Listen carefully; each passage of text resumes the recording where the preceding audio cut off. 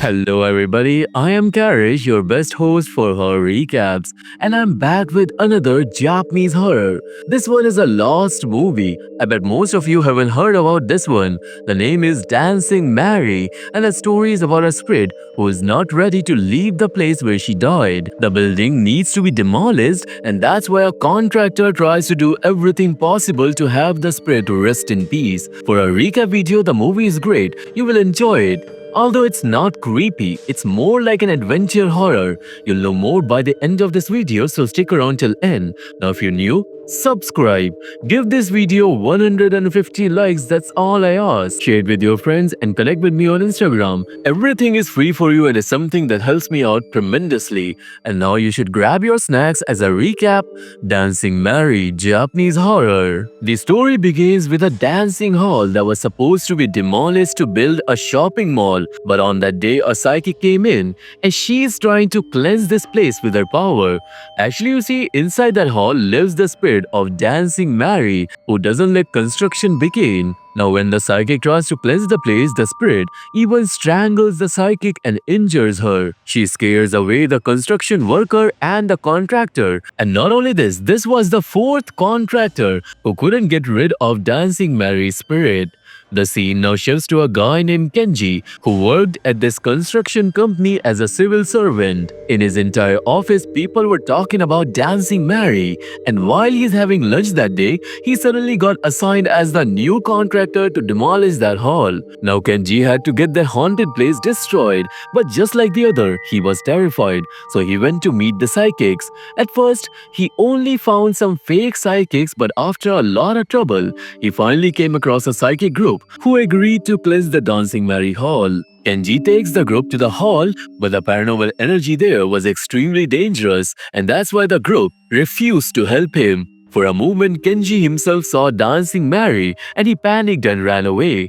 When he got home, he couldn't figure out how to get rid of the ghost. And on the other hand, the company's owner was frustrated because the person who bought that place to build a mall was troubling him about demolishing the hall. So now the owner decides that if the hall wasn't destroyed within 3 days, he would blow it up with bombs. However, this explosive work is done by someone else. The owner is gonna contact Yakuza, which are basically criminal syndicates in Japan. Now that day, Kenji overheard some girls talking about a teenage psychic named Yukiko. She had the powers to see ghosts and even talk to him. Her abilities were said to be extraordinary, and after listening to all of this, Kenji managed to get Yukiko's address from those girls and rushed straight to her house. But when he got there, he found Yukiko unconscious. Yukiko had tried committing unalivement, and Kenji was horrified and he immediately rushed her to the hospital, where she eventually regained consciousness. Kenji stayed in the hospital with Yukiko, where he also met two women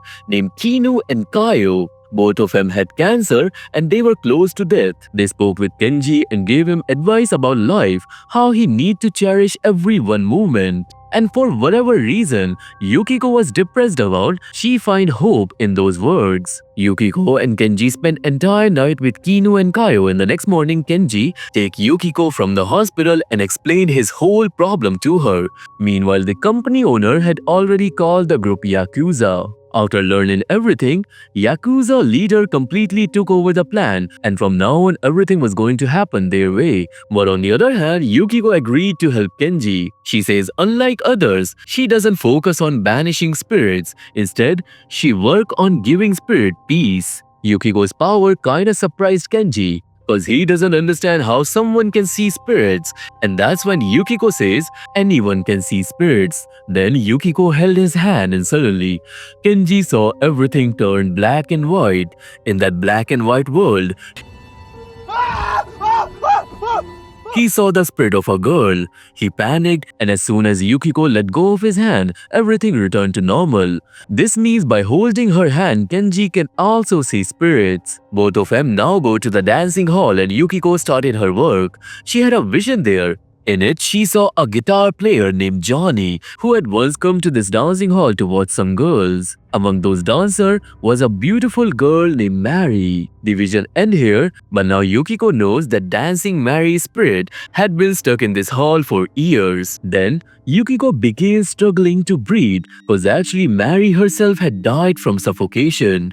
Yukiko fainted, and when Kenji touched her hand, he too clearly saw dancing Mary. Now, whatever happened to Yukiko, it made her understand everything. Later, when she wakes up, she tells Kenji that Johnny was actually Mary's American boyfriend. One day, he suddenly disappeared, and since then, Mary's spirit was just waiting for him to return. Yukiko also knew that Johnny was dead, and if they can reunite Johnny's spirit with Mary's, both would finally be at peace. But to do that, they first need to find Johnny's spirit by talking with other ghosts around the world.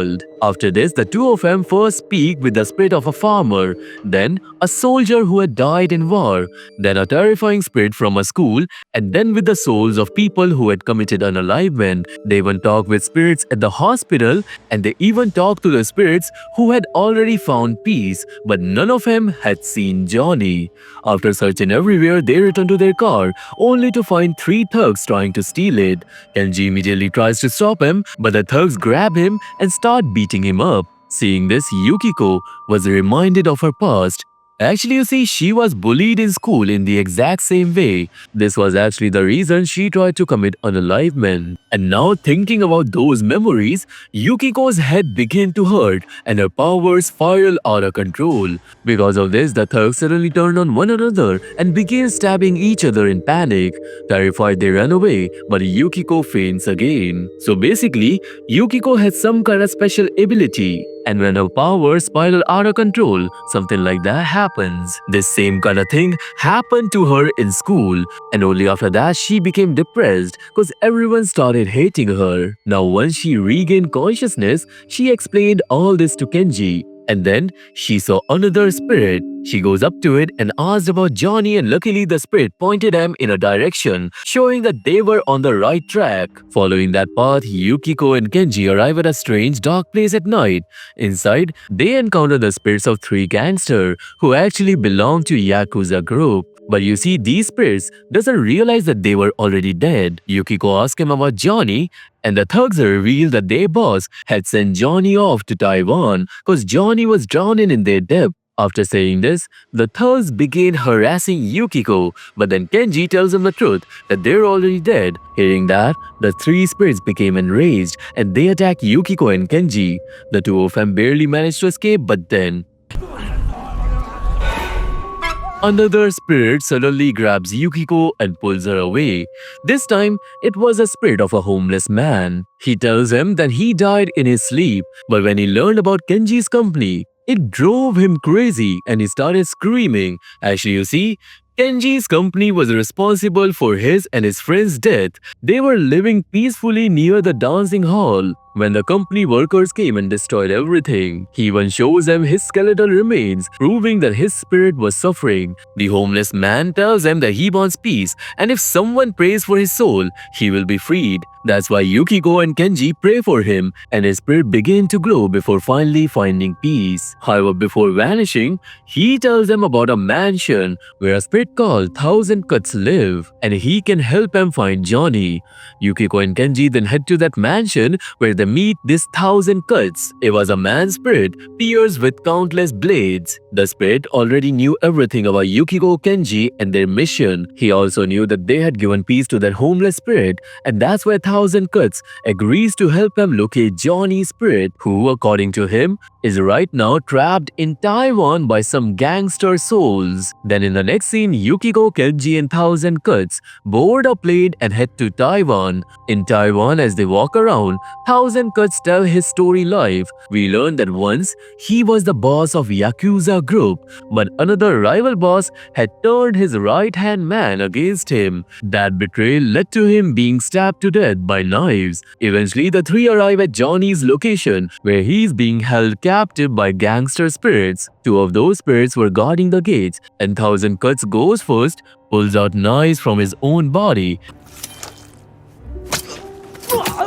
and brutally unalive those gods, which is kind of funny. They were already dead, so how is he unaliving them? Then they all sneak into a warehouse where the spirits of countless gang members are trapped. Yukiko asks those spirits about Johnny, but none of them reply. That's when Thousand Cut steps forward and he rips out knives from his own body and fight every one of those spirits. Meanwhile, Yukiko and Kenji hide and they slip past. But along the way, more thugs show up and attack him. Luckily, they manage to escape with the help of Thousand Cuts. Thousand Cut fights with every gangster, and in the middle of that, he suddenly remembered that these spirits are actually the same gang members who unalived him. That realization fills him with even more rage. He unleashes his fury and sought revenge, and one by one, he wipes out all of those spirits. On the other side, Kenji and Yukiko finally finds Johnny, who was in a jail. They rescue him and head back to Thousand Cut, but because now Thousand Cut had helped him save Johnny and done a good deed, his cursed soul finally finds peace. His spirit disappears, leaving Yukiko, Kenji and Johnny to return home safely. Back to Japan, everyone was going towards the dancing hall, but Johnny is hesitant to meet Mary again. He was worried that she'll be mad at him, but Yukiko reassures him that Mary has been waiting for him for years. When Johnny learns just how long Mary has been waiting, he decides to meet her, and meanwhile the construction crew already rigged the dancing hall with bombs with the help of Yakuza gang. Now on the way, as the car drives, Johnny explains what really happened in the past, and that's where we finally learned his and Mary's love story. Johnny had first seen Mary while she was dancing, but here's the twist. Mary was actually mute and deaf. Despite that, she was incredibly talented. She was able to feel vibrations of music and dance beautifully. Johnny befriended her and slowly love grew between them. He also discovered that Mary had asthma. Still, he promised her that he would give her a good life. He even bought her an apartment and he planned to marry her that very night. But before that, Johnny had to deal with some gangster.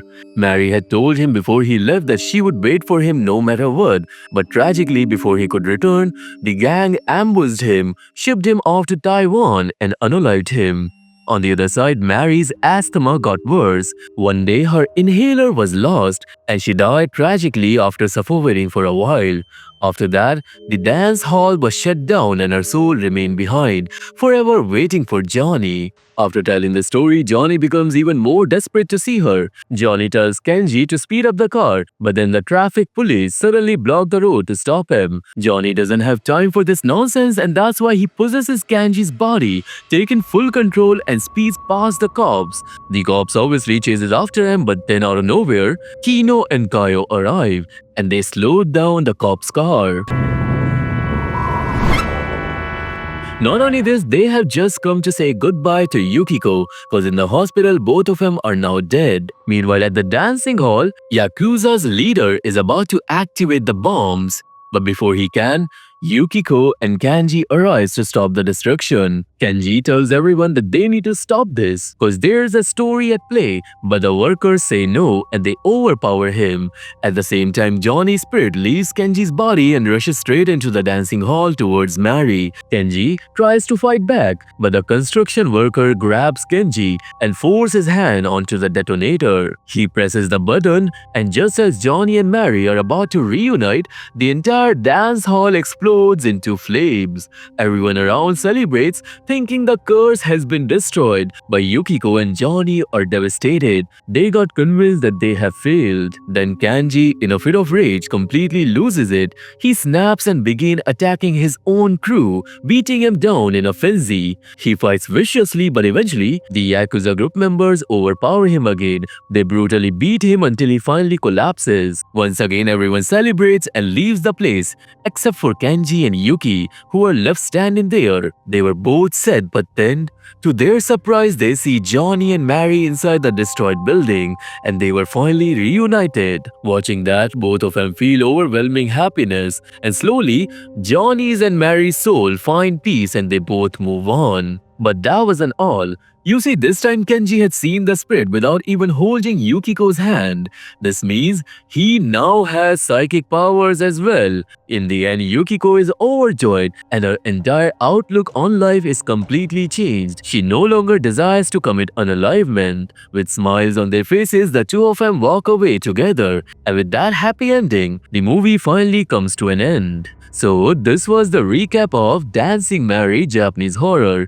This one was kinda simple and kinda emotional. I loved the ending though. I give this movie a 6 out of 10. And comment below your ratings as well. Anyway, if you have liked this video, I want you to give this a thumbs up, share it with your friends and subscribe. This is your free support towards me and is something that can change everything. You can join my Telegram to stay updated about every single thing, but you must connect with me on Instagram, which is the only place I reply to every single one of you. There's also my mystery channel where I post about supernatural mysteries, and you will love that, so go subscribe that as well. Now I thank you all to watch this video. Stay safe, stay happy, and also stay awake, cause they always see you.